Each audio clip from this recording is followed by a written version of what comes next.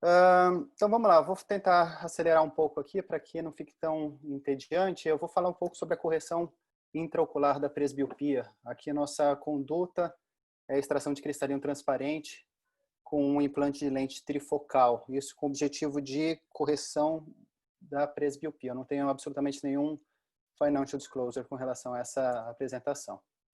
Então, só alguns fatos. A presbiopia tem uma prevalência global de 1,4 bilhões atualmente.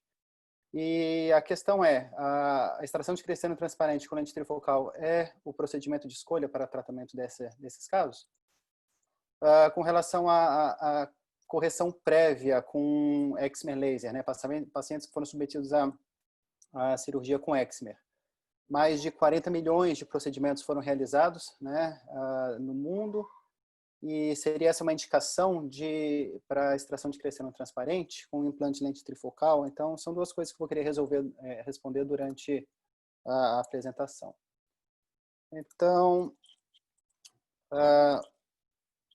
quem somos nós? Né? Eu trabalho na Memira, isso é uma clínica, uma rede de clínicas aqui na Escandinávia, somos 40 clínicas, 100% privadas, em que o objetivo, na verdade, a gente só oferece soluções em cirurgia refrativa. Fazemos mais de 20 mil procedimentos por ano em toda a rede. Então, nosso portfólio, basicamente, até os 40, 45 anos, é basicamente laser e implante de lentes fásicas. A partir dos 46 anos, a gente começa a ter mais aqui a parte de extração de cristalino transparente e lente trifocal, que é a facorefrativa trifocal, digamos assim. Com relação às técnicas que a gente pode oferecer, isso dentro das oportunidades, pré-presbita, nós temos aqui a opção de uma lente presbiópica fásica, então atualmente nós temos a IPCL trifocal, e agora lançado recentemente a ICL Viva, que ela é uma EDOF. A nossa experiência ainda não é tão grande com relação a essas lentes, nós temos também aqui a opção de uma lente suplementar trifocal, isso para pacientes operados com lentes monofocais previamente, mas eu vou me atentar mais aqui à nossa apresentação, ao nosso grosso, que é o grosso do nosso volume aqui, 54% do nosso volume compreende o implante de lentes trifocais para correção de presbiopia. Então, nossa rotina é uma consulta de 1 hora, nós fazemos toda a avaliação oftalmológica prévia, tomografia corneana, biometria por OCT de retina e sempre um diálogo muito bom, muito grande com os pacientes para tentar determinar aqui qual que é o objetivo, o que a gente consegue de fato oferecer para eles. Com relação à avaliação pré-operatória, a avaliação pré-operatória em termos de topografia é exatamente a mesma da avaliação de cirurgia refrativa laser, são córneas esféricas, astigmatismos regulares. Nós contraindicamos córneas que têm patologia, então astigmatismos irregulares ou assimétricos são obviamente contraindicados. Nós fazemos uma avaliação da qualidade óptica corneana, então a gente faz aqui a medida de aberrações corneanas. Pacientes com córneas muito aberradas realmente podem ser contraindicados a essa cirurgia. Pacientes que são previamente operados com cirurgia refrativa laser, que é uma ablação, uma zona óptica pequena, esses pacientes vão ter coma, vão ter aberração esférica, então são pacientes que podem ser contraindicados, principalmente se eles se queixarem já de qualidade óptica. Então, o nosso protocolo aqui, que a gente tenta, de certa forma, utilizar, ainda que não seja um protocolo totalmente estabelecido, é que se você tem umas aberrações de alta ordem corneanas menor do que 0,6 equivalentes de focos, tudo bem, ela não é muito significante para uma extração de cristalino trifocal. Agora, entre 0,6 e 0,8, a gente tem que ter um pouco de atenção. Aí é sempre bom conversar com o paciente, saber se ele já tem queixa pré-operatória, porque tendo queixas pré-operatórias, existe um risco ainda maior dele ter queixa depois da extração de cristalino transparente. E pacientes que têm aberrações de alta ordem maiores que 0,8, esses pacientes são contraindicados. Então, aqui é a questão que a gente tem trabalhado um pouco agora, o que a gente fazer com esses casos? A gente faz uma cirurgia personalizada para tentar melhorar essa qualidade óptica, faz antes da extração de cristalino, faz depois. Então, isso é algo que a gente ainda não sabe e a gente está trabalhando nesse sentido. Então, por exemplo, esse caso que tem essa astigmatismo, tem, na verdade, essa zona óptica pequena, a gente pode fazer um tratamento topoguiado com ampliação da zona óptica. Então, aqui no mapa da esquerda, vocês conseguem ver o que foi feito, mapa diferencial com ampliação de zona óptica. Mapa da direita, uma redução das aberrações de alta ordem de 0,59 para 0,30. Então, isso pode ser feito antes da cirurgia, para facilitar até, de certa forma, o cálculo biométrico, quanto depois. Sabendo que sempre a cirurgia topoguiada ela tem uma previsibilidade menor do que a cirurgia refrativa convencional, a aberration free. Então, isso também tem que ser levado em consideração. Avaliação de qualidade de glândulas de Meubômios, qualidade de filme lacrimal é importante. Fazemos OCT de retina para todos os pacientes. Então, pacientes com membrana epirretiniana são totalmente contraindicados para a extração de cristalino transparente. Pacientes com drusas, principalmente drusas submaculares, são contraindicados para a cirurgia de extração de cristalino transparente. Pacientes com glaucoma também são contraindicados para esse tipo de procedimento. Pacientes míopes que têm degeneração periférica, seja snail track, seja látice, também, obviamente, são contraindicados. A gente não faz profilaxia com fotocoagulação para esses casos. Com relação à biometria, biometria fundamental, os resultados dependem muito da precisão, obviamente, não é uma cirurgia que aceita muito desvio refrativo pós-operatório. Então, a gente usa aqui o Iomaster 700, essas são nossas constantes, sempre com constantes otimizadas. A nossa evolução no passar dos tempos aqui, com relação ao componente esférico, né, nosso refinamento de cálculo biométrico, a partir de 2014 começou com a otimização da constante, 2016 a tripla otimização de Huygens para a lente esférica, em 2017 começou com a tripla otimização com a lente tórica, a partir de 2018 começamos a utilizar também alguns nomogramas com o target de lente. O refinamento tórico, né, temos quase 30% dos nossos casos com lentes tóricas. Inicialmente era só o nomograma de astigmatismo posterior. Posteriormente começamos a utilizar mais as fórmulas de regressão de Abulafia-Koch. Com isso a gente teve uma melhora de 2015 para 2018 de 80% para 89% dos casos com astigmatismo entre mais ou menos meio. Esse é o impacto desse refinamento no tempo. Então, o efeito do refinamento de cálculo biométrico diminuiu o retoque, né, o ajuste fino com XME Laser de 20% para 12% de 2015 para 2018. Com relação à rotina intraoperatória, aqui a gente faz só, na verdade, um calmante, né, só um midazolam oral, 10 minutos antes da cirurgia. Fazemos a cirurgia bilateral simultânea, sabendo sempre que o segundo olho é um novo olho. Então, aqui a gente troca absolutamente tudo, inclusive a caneta do Faco. A gente usa a Midane intracameral, que é uma associação de tropicamida, fenilefrina e lidocaína. A lente de preferência nossa é a Fine Vision trifocal. E a gente usa sempre, de rotina pós-operatória, a gente usa antibiótico intracameral. Pós-operatória sem antibiótico, é só com anti-inflamatório, hormonal e não hormonal. Uma coisa muito importante, isso eu acho que é a grande diferença de você fazer uma cirurgia refrativa de uma cirurgia de catarata tradicional, diz respeito a alguns detalhes. Um dos principais detalhes, no meu ver, hoje atualmente, é a incisão. A gente acaba subestimando um pouco a capacidade da incisão interferir nas aberrações de alta ordem e na qualidade óptica da córnea. Então, esse aqui é um caso, isso aqui é uma incisão, que foi feita uma incisão teoricamente normal, 2,7, e aqui a gente consegue ver a indução de astigmatismo, né? Exatamente a incisão ali a 135 graus, a gente consegue ver o tanto que induziu de astigmatismo nesse caso.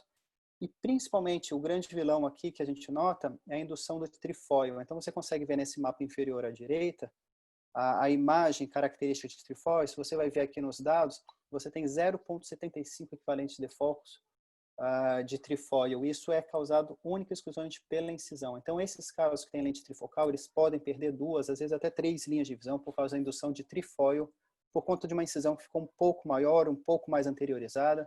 Então tem que tomar cuidado bastante com a incisão. Esse aqui mostrando um pouco a qualidade óptica desse paciente. E nesse caso aqui, mapa de comparação, o trifóio antes da cirurgia embaixo e o trifóio no pós-operatório em cima, um aumento de 0,16 para 0,75. Então tem que ficar muito atento com a qualidade da sua incisão. Isso foi demonstrado pelo trabalho do Pablo Artal, que mostrou que a estabilidade do trifóio, depois de 3 a 6 meses, esse trifóio ele se torna estável. Então, existe sim a possibilidade de você corrigir cirurgicamente esse trifóio depois desses 6 meses. A gente usa a plataforma da Schwinn de fazer uma cirurgia topo guiada, né, guiada pela biometria corneana, em que aqui eu selecionei somente o trifóio para correção. Então, esse é um caso que teve a indução de astigmatismo trifóio após a incisão. Esse é o mapa diferencial com a cirurgia topo guiada. Esse mapa de cima é o mapa pós-operatório, que tem um trifóio de 0,27 e um trifóio pré-operatório 0,62. Então, um ganho importante de qualidade óptica. Aqui é a comparação do wavefront ocular. Você consegue ver a lente trifocal um pouco descentralizada dentro do olho, então a gente consegue ver que teve uma melhora importante da refração, inclusive. Com relação aos nossos resultados, então a gente tem uma experiência grande, aqui são nossos resultados em 35.206 olhos. Eu separei aqui esses resultados entre os pacientes que pré-operatoriamente eram míopes, pacientes emétropes, defini a emetropia entre mais ou menos uma dioptria, e pacientes hipermétropes. A média de pré-operatório de pacientes míopes, menos 3,62, pacientes emétropes, 0,33, um pouco tendendo a hipermetropia, e pacientes hipermétropes, 1,88. 3 meses pós-operatório, todos os pacientes estavam com a média de planos, a acuidade visual sem correção para longe 0,93 para todos os grupos. Importante aqui o índice de segurança 0,99, 0,98 e o índice de eficácia 0,86, 84.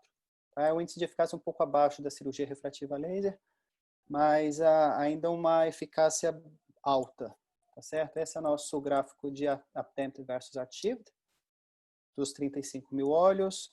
Nossa acurácia, nós temos 85,56% dos olhos entre mais ou menos meio e 98% entre mais ou menos 1. 64% entre mais ou menos 0,25 da emetropia. Nosso astigmatismo pós-operatório, 83% entre mais ou menos meio e 98% entre mais ou menos 1. Esse é o double angle plot, mostrando esses casos. Aqui é um gráfico interessante, que é a acuidade visual sem correção versus o equivalente esférico pós-operatório, mostrando que o ponto ideal, na verdade, de target dessa lente é quando o paciente está um pouquinho hipermétrope, ele tem uma acuidade melhor, uma acuidade visual para longe melhor do que se ele ficar um pouco míope, na verdade. Então, o nosso target é que a gente sempre procura escolher aquela lente mais próxima de 0 ou a primeira positiva. Quando a gente analisa a segurança desses olhos, a gente tem que quase 93% não perderam linha de visão, 4% perderam uma linha e só 0,37% perderam 2 ou mais.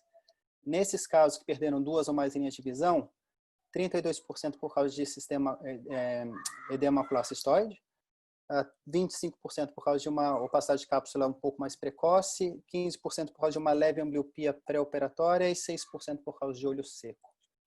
Com relação à qualidade óptica, 77% dos pacientes falam que a principal fenômeno óptico aqui é o halo e que 85% referem que esse halo dessa foto, ele hiperestima, na verdade, exagera a visão de cada um. E que esse fenômeno fótico ele diminui com o tempo, obviamente. Com relação à extração de cristalina transparente pós-cirurgia refrativa laser, a gente publicou esse trabalho no ano passado. A gente dividiu em 2 grupos, pacientes com ablações miópicas e pacientes com ablações hipermetrópicas. Esses são os dados pré-operatórios aqui. Então, os pacientes míopes tinham uma média de equivalente esférico pré-operatório de 0, os pacientes hipermétropes já tinham alguma regressão, a média de 1. Então, aqui são os resultados refrativos, e eu acabei fazendo uma comparação, uma tabela de comparação dos casos de extração de cristalina transparente trifocal em casos primários, e comparado com os casos pós-cirurgia refrativa laser. Então, aqui a gente consegue ver que, em termos de equivalente esférico pós-operatório, a gente tem um resultado um pouco pior nesses casos que tiveram a cirurgia refrativa prévia. Há uma leve tendência à miopia nos casos de ablação miópica. A acuidade visual não corrigida, semelhante, um pouco pior realmente nesses casos que tiveram cirurgia refrativa prévia. Índice de segurança 0,97, 0,98, próximo ao índice de segurança da lente trifocal em casos primários. Acho que esse é um dado bem importante aqui. E a eficácia 0,80, 0,82, um pouco abaixo também dos casos primários.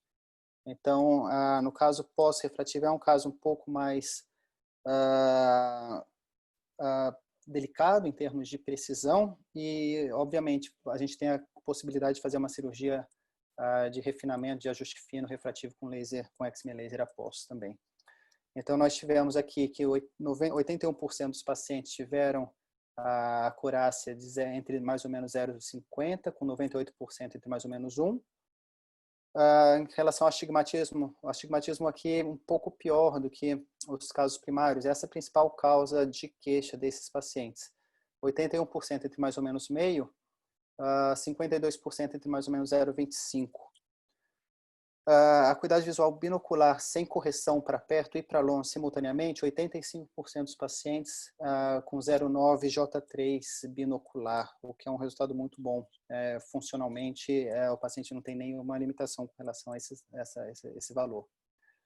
Fizemos uma análise biométrica de qual fórmula utilizar, e essas fórmulas aqui, o Masked, o Barrett, né, isso com o ASCAS Calculator, o Minimum, o Barrett e o Higgs, foram aquelas que não mostraram diferença estatística com relação ao zero. Com relação à precisão, essas mesmas fórmulas são as que melhoram com melhor resultado absoluto em termos de desvio refrativo. Nos casos hipermetrópicos, foram essas fórmulas que tiveram o melhor resultado, e são essas mesmas fórmulas que tiveram o melhor resultado absoluto em termos de refração absoluta pós-operatório. Tá? Então, para não me estender muito aqui, só as mensagens finais. Sim, a extração de cristalino transparente com lente trifocal é um procedimento seguro e eficaz para o tratamento da presbiopia. A biometria é crucial para resultados refrativos, então é necessário usar fórmulas modernas como Higgs, Barrett, Olsen, Kane ou a Pearl, que é de inteligência artificial. Importante usar constantes otimizadas para tentar refinar um pouco mais os seus resultados, usar nomogramas se for necessário. Muito respeito às incisões, usar sempre incisões de 2.2, máximo 2.4, principalmente por causa da indução de trefoil, e isso é relevante nos casos de lente trifocal.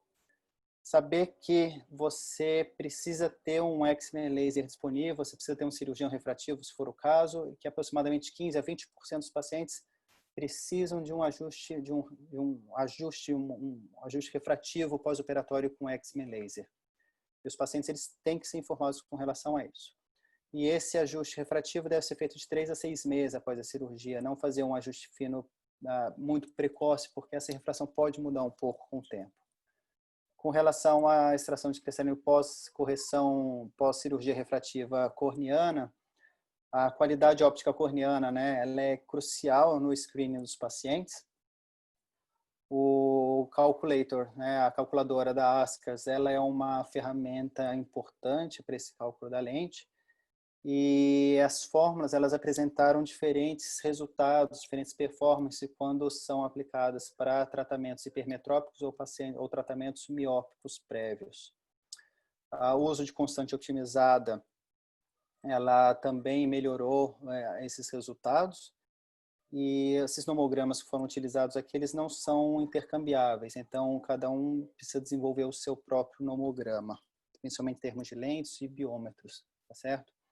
Então, basicamente isso. Obrigado pela paciência, principalmente pelo convite. Jonathan, Luciene, muito obrigado pelo convite. Foi um prazer estar aqui com vocês. Muito obrigado.